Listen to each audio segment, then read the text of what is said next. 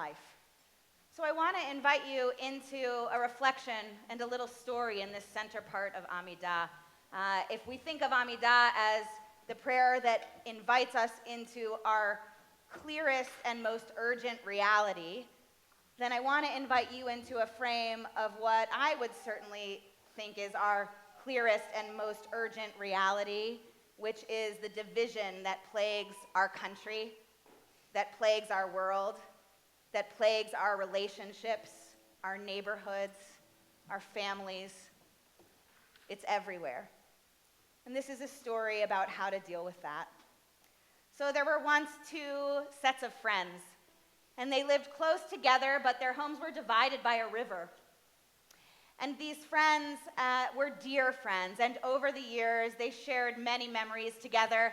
They spent time in each other's homes, developed a meaningful relationship, not only with each other, but as they brought children into the world, their children became dear friends, and they were there for each other.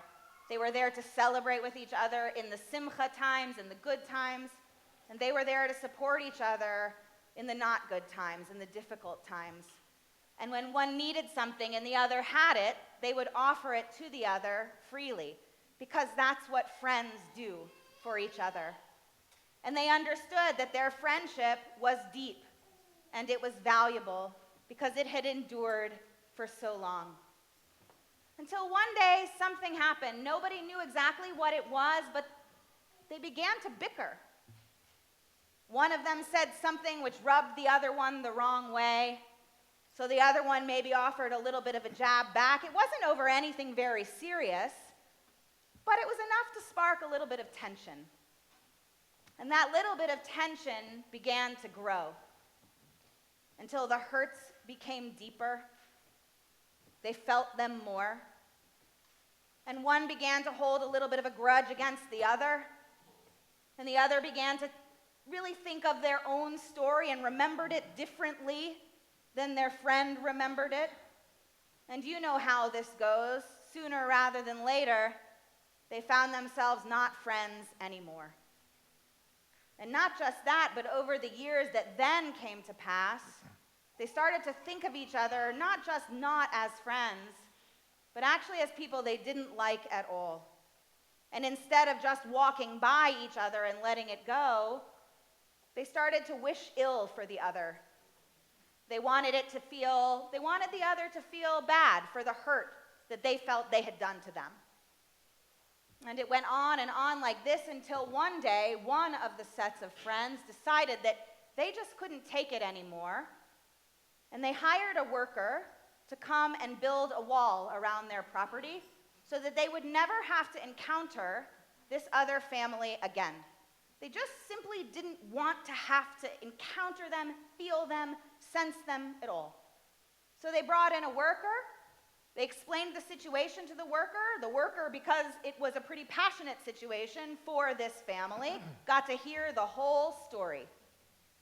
And then the worker said, I think I can do what you need, but I'm going to need you not to be here while I do my work. I need to do my work uninterrupted for my masonry to really hold. So the family said, no problem. We'll leave and go visit our family in another town for a few days. You can do it while we're away.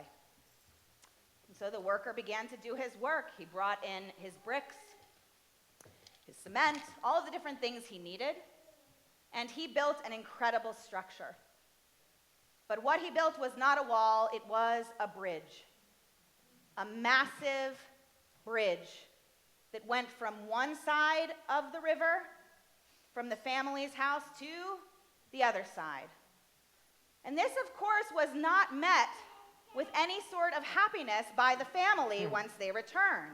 In fact, they were furious. They said, we paid you money up front to build a wall, and you have built a bridge for us, at which point the worker ran away.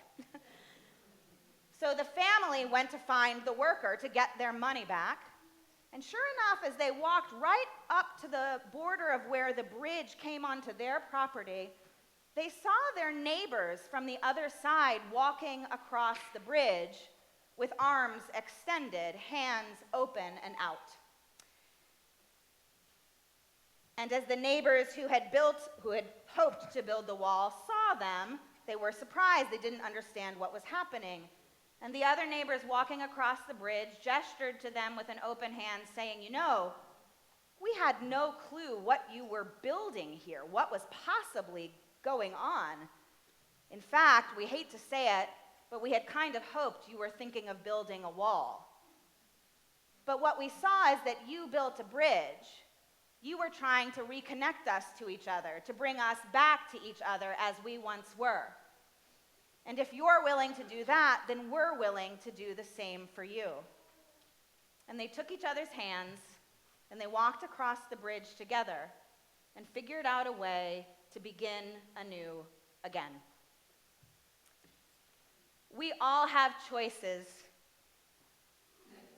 to walk in the normal buzz of life or not, to discern the best in each other or not, to remember what matters above all other things or not, at every moment in every day.